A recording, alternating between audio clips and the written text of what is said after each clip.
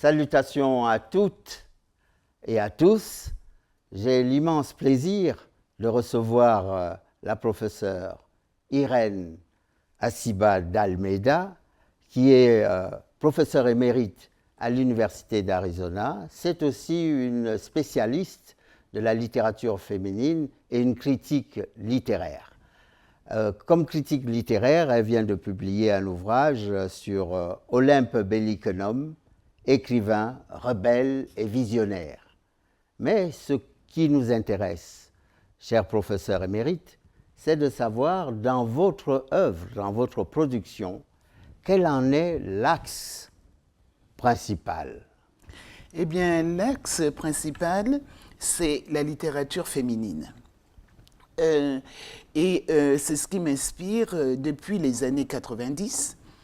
J'ai publié en anglais Francophone Women's Writers, Destroying the Emptiness of Silence, parce qu'à ce moment-là, il y avait très peu de critiques sur les femmes. Et j'ai continué en français ou en anglais à faire des ouvrages qui mettent en lumière les œuvres importantes des femmes africaines. Alors, en parlant des femmes africaines, si vous aviez à énumérer les forces de ce continent, quels en seraient les éléments? La force principale de l'Afrique aujourd'hui, c'est sa jeunesse. Et c'est une jeunesse qui en veut, comme on dit, et qui ne comprend pas certains choix de leurs aînés. Et eux, ils n'ont pas vécu la colonisation, ils ne comprennent pas quels sont les liens que nous avons encore avec la colonie. Ils veulent changer les choses, ils veulent une Afrique qui soit ouverte, une Afrique qui soit où il fait bon vivre, n'est-ce pas? Et je pense que c'est ça la force de l'Afrique. Je ne pense pas, moi je ne suis pas afro-pessimiste. J'ai beaucoup d'espoir en notre continent. Comme vous venez de le dire, je vis aux États-Unis depuis une quarantaine d'années. Mais cette fois-ci, cette année, ça fait presque un an que je suis au Bénin. Et j'ai remarqué d'énormes changements sur le plan culturel, sur le plan humain. Bien sûr, il y a encore beaucoup de choses à faire. Mais en général, il y a il y a une vision qui permet de voir l'avenir sous un beau jour. Alors, voir l'avenir sous un beau jour, est-ce que vous diriez que l'Amazone est une figure inspirante que vous proposeriez aux jeunes? Exactement, c'est le symbole que j'allais choisir, c'est l'Amazone, pour deux raisons. La première raison, c'est que c'est une femme et qu'il faut que dans l'Afrique moderne, on donne une place plus grande aux femmes. Je crois qu'au Bénin, les femmes se sont forgées elles-mêmes cette place.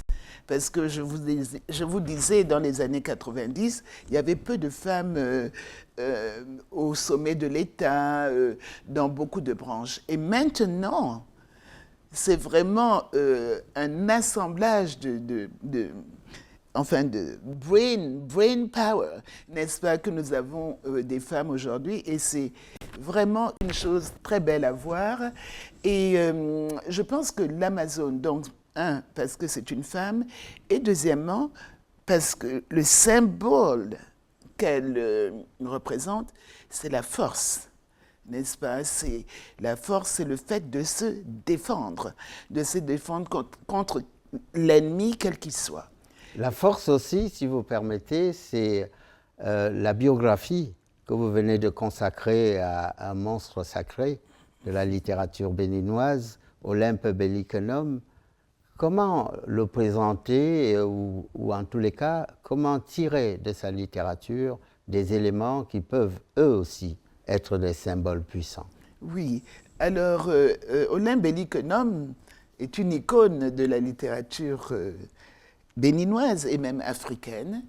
Et on peut tirer, oh mon Dieu, on peut tirer tellement de choses de son écriture. L'une, c'est l'engagement, déjà. Une autre chose, c'est qu'il voit l'Afrique avec des yeux de prophète. C'est aussi un libelliste, Oui, oui. parfois féroce. Ah, il est féroce. Et c'est pour ça qu'il a quelques petits ennuis au Bénin, mais il a une écriture forte. Et ce qui est vraiment extraordinaire, c'est que du haut de sa tour là-bas, il ne s'enferme pas dans une tour d'ivoire. Il sait tout ce qui se passe au Bénin et il a son avis sur tout ce qui se passe. Et son avis est très souvent féroce. Enfin, si vous pouviez extraire de votre patrimoine culturel un proverbe, quel serait-il? Ben, je vais vous donner un proverbe Mina, qui est l'ethnie de ma mère. Et le proverbe, c'est « Alodé clona lodé », ce qui veut dire « c'est une main qui en lave une autre ». Idée de solidarité. Et je vais même faire un tout petit écart là pour vous dire que on apprend souvent aux enfants les proverbes à travers le chant. Alodé clona lodé lo, douci et clona mion, et mion clona douci lo. Merci pour ce proverbe en son, en chant et riche en symboles d'union. Ouais. Si on pouvait rester, cher professeur, sur les symboles, les couleurs ou un plat, je pense au bomba, que choisiriez-vous? Les symboles sont nombreux. Et le symbole du baobab, c'est un symbole qu'on retrouve partout en Afrique. Et parce que c'est un arbre que l'on retrouve partout en Afrique.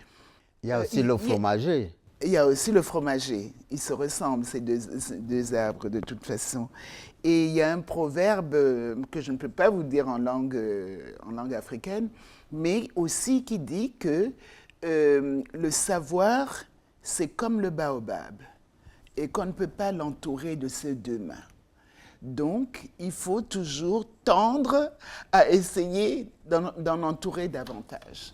Et je trouve que ce symbole, cette idée de continuer à travailler, à s'enrichir, comme on l'a fait d'ailleurs durant le colloque, parce qu'en tant qu'intervenant, on a donné quelque chose, mais on a beaucoup reçu des autres intervenants, des gens qui étaient dans la salle, des étudiants, des doctorants.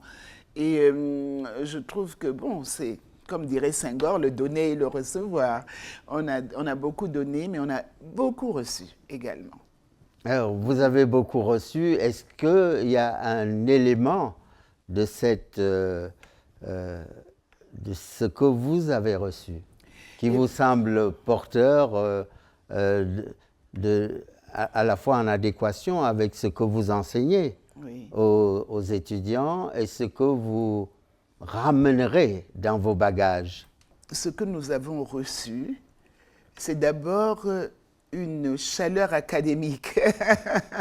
Parce que parmi les académiciens, la chaleur, on ne la trouve pas toujours, mais c'était cette espèce de solidarité autour d'un thème important pour tout le monde. C'est vrai que monsieur le secrétaire perpétuel résumait aussi notre colloque en disant que si l'exil n'est pas notre royaume, eh bien, l'Académie du Royaume du Maroc est notre maison commune. Ah, oui. J'espère que vous le retiendrez aussi. Oui, je le retiendrai. C'est une très belle idée. C'est une belle idée et je pense aussi que ce qui était intéressant, c'était la venue des étudiants. Il y avait beaucoup d'étudiants qui étaient là, surtout les doctorants, qui sont venus vers moi après la conférence et venus vers d'autres participants aussi, pour me poser des questions, pour me dire quels étaient leurs projets de recherche, dans quelle mesure on pourrait... Il y en a même une qui avait un corpus maghrébin et qui, elle essayait de voir, je crois, la définition du corps féminin, ou la représentation plutôt du corps féminin. Et après cette conférence, elle a décidé d'inclure des des écrivaines qui étaient de l'Afrique de l'Ouest. Donc, je crois que c'était un enrichissement. Pour moi, personnellement, j'ai trouvé que la diversité des présentations était également une richesse parce qu'on a épluché l'exil, mais vraiment, on l'a passé au peigne fin. Hein. Alors, vous parliez des écrivaines. Oui. Est-ce que vous leur avez suggéré Ken Bougoul, Aminata Sofal, Oui. et Léonora Miano, et bien d'autres, hein? Oui, c'est ça. Oui, les plus jeunes et les plus vieilles. Parce que les plus vieilles ont quand même tracé le chemin. Et donc, oui, parmi elles, il y a Aminata Sofal, il y a Were Liking, il y a Maria Maba. Alors, celles qui sont un peu en période intermédiaire, ce sont des gens comme Calix Béala, très controversés, mais qui continuent d'écrire et de nous offrir une belle plume. Et donc, Miano, dont vous avez parlé, et il y en a tant d'autres.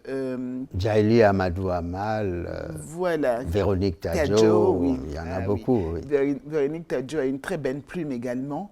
Et elle est poète, elle est aussi écrivaine, enfin je veux dire romancière. Oui, Et il y a Tanella Boni, qui est membre de l'Académie du Royaume du Maroc. Ah, je ne savais pas ça, mais elle aussi, elle a une très belle plume poétique surtout. Sa poésie est vraiment très difficile à traduire d'ailleurs, parce que j'ai essayé de traduire un de ses Matin poèmes. de couvre-feu? Non, un poème. Un poème. Et j'ai trouvé ça très difficile. Mais j'ai oublié de dire, entre parenthèses, que je suis aussi traductrice et que l'un de mes premiers travaux, que j'aimerais reprendre d'ailleurs, c'était la traduction du troisième roman de Chinua Achebe, Arrow of God, La flèche de Dieu, qui a été publié par Présence africaine dans les années 90. Merci beaucoup sur cette citation de Chinua Achebe que s'achève notre entretien. Je vous remercie encore une fois. C'est moi. Merci beaucoup.